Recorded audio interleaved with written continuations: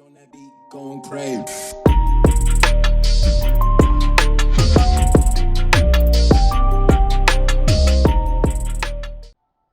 Welcome to another Big Red Plastic Cup review. This is another video in a review series to highlight games that you may have missed or genres you may have never explored. Today we are looking at Firewatch, another walking simulator / adventure game, and it's available on all major consoles and PC. I couldn't wait to do a review for this game because it comes in at number 2 on my list of the best walking simulators, runner-up to What Remains of Edith Finch, which I've already done a review for and is linked in the description in case you missed it. Don't forget to subscribe for everything gaming content published every week. To give a quick history of the game and developer, Firewatch was released in 2016 initially, and finally released for the Switch in 2018, making it available everywhere. Firewatch takes anywhere from 1 to 3 hours to complete, depending on how you play it. The game was developed by Campo Santo, established in 2013, and work on their first game Firewatch started right away. They were developing a game called In the Valley of the Gods, but that was put on hold when they were acquired by Valve in 2018, and the lead developer's focus was shifted to work on Half-Life Alyx, as well as other projects for Valve. The future of the game at this time is unknown for sure, but I'm really hoping it will still come into development. 2 of the founders of Campo Santo were previously working for Telltale Games on the Walking Dead series, an episodic adventure game, while the other 2 founders came from Mark of the Ninja, a side-scrolling action game. The team had everything they needed to create and write a beautiful, unique game, and that's exactly what they did. Firewatch is one of the best in this genre and is a great game for someone who has never experienced a walking simulator, and even if you are familiar with walking simulators or adventure-style games, you will love this game.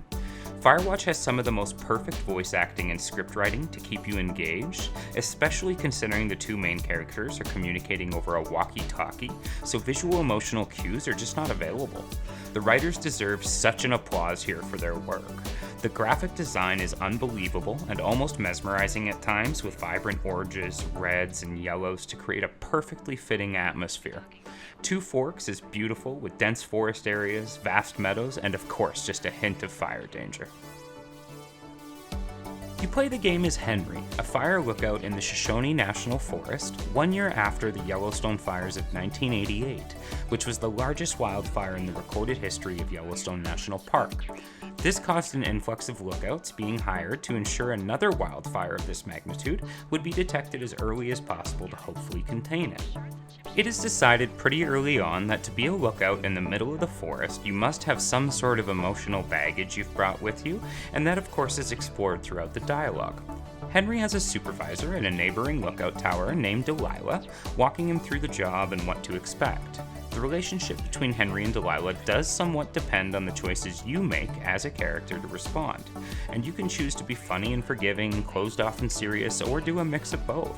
The game gives you the freedom to explore the relationship as you choose, making everyone's playthrough just a little bit different. The game is split up into day markers that act as chapters in this story. You are free to explore as you choose, and you may even find some secret things hidden off the beaten path, but everyone will end up at the same chapter markings in the end. Your main objective is of course to be a fire lookout, but strange things start to happen and get progressively stranger as we continue. You'll find yourself investigating the mysteries of Two Forks Lookout by opening supply caches, enforcing fire safety, and eventually trying to find out if you're actually alone in Two Forks. The game is split into paths that open up as you progress further, with your map updating each time you open a supply cache or when Delilah gives you some info on a location.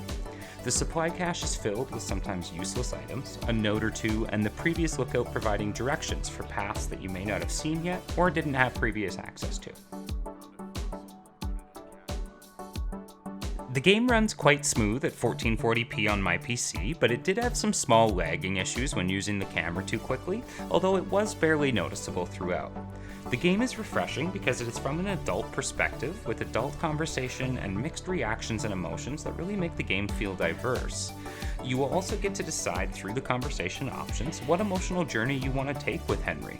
There are funny moments, sad moments, and angry moments, which really help create a realistic relationship between these 2 main characters.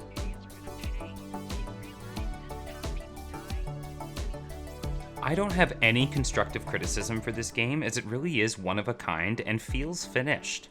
I recommend this game to everyone. Whether you play video games or not, this is a perfect entry-level game to get you interested in the genre and video games as a whole. It's also great for the experienced gamer just looking for a break from the normal affair. I insist you give it a try for an extremely memorable adventure, and I'm also hopeful Campo Santo is still working on releasing another game and hasn't been too sidetracked by Valve, as I'm sure their next project will be as intriguing as Firewatch was. Thanks again for watching, and let me know in the comments if there is another game you'd like to see me review. The full gameplay of Firewatch is in the description if you're interested, and we'll see you on the next one.